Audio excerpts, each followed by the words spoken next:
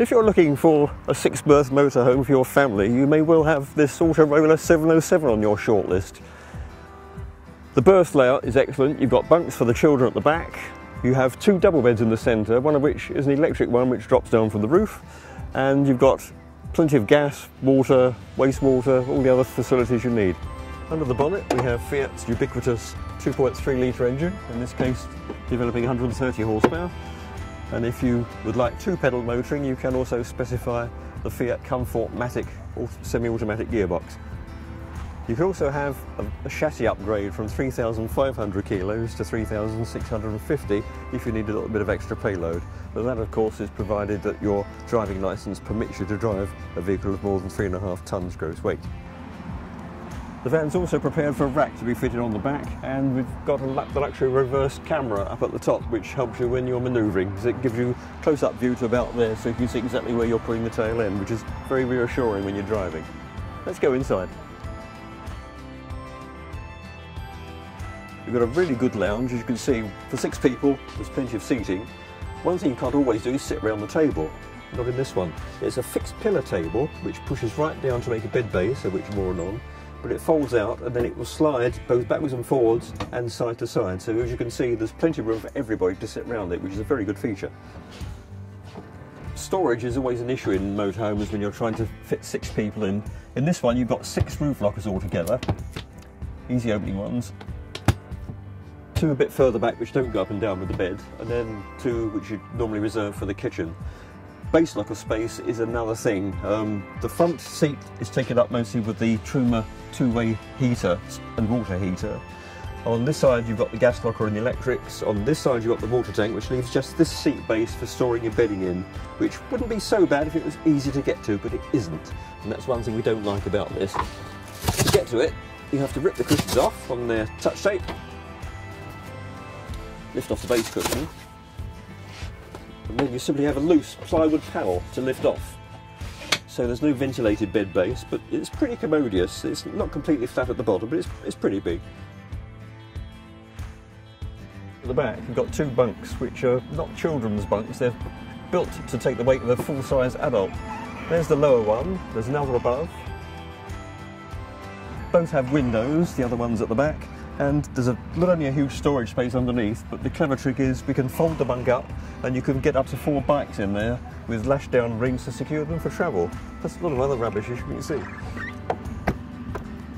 For the second bed option, the double bed drops down from the ceiling on the electric drive, so all you have to do is press a button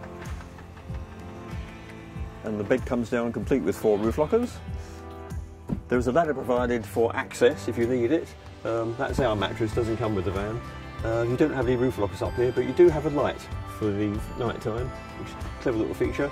And there's also access to the shelves around the cab, so you can store things up there within reach at night time, which is again very handy. And to the washroom.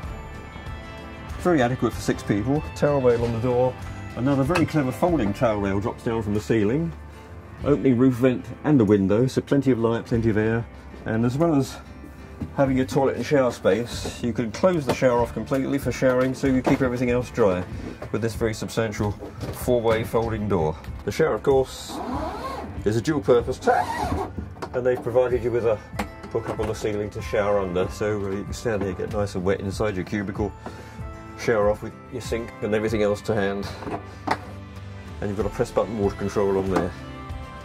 Although the Autoroller is built in Italy, you may have noticed they've completely handed it for the UK market, so you have a near side door on the proper UK near side, and a UK anglicised kitchen, because you've got an oven and a grill, which most of the Continental vans don't have. Storage is pretty good. You're on the wrong side to see this, but inside this cupboard we've got 2 nice big pull-out racks, and the cutlery drawer lives down here as well. 3 gas burners, no electric ring on this one, and no microwave, but then this is not a top-of-the-range vehicle. The fridge, on the other hand, is excellent. This is one of the new tall, slim domestic refrigerators. You've got a pull-out drawer, which is very commodious at the bottom. And then you've got 2 shelves, another small drawer, and a big freezer compartment at the top. The only thing we didn't like is the fact that this is handed, so that you've got to squeeze your hand in against the wardrobe to open it. And we'd rather have the door hung the other way around, but that's something perhaps of personal preference. We've also got great lighting in the auto roller. These switches control the 6 LEDs in the underbed area, and there's also mood lighting around the cab. Another very nice little feature though is if you come back to the front end, come back to the kitchen, you've got LEDs in blue at floor level which will give you a night light.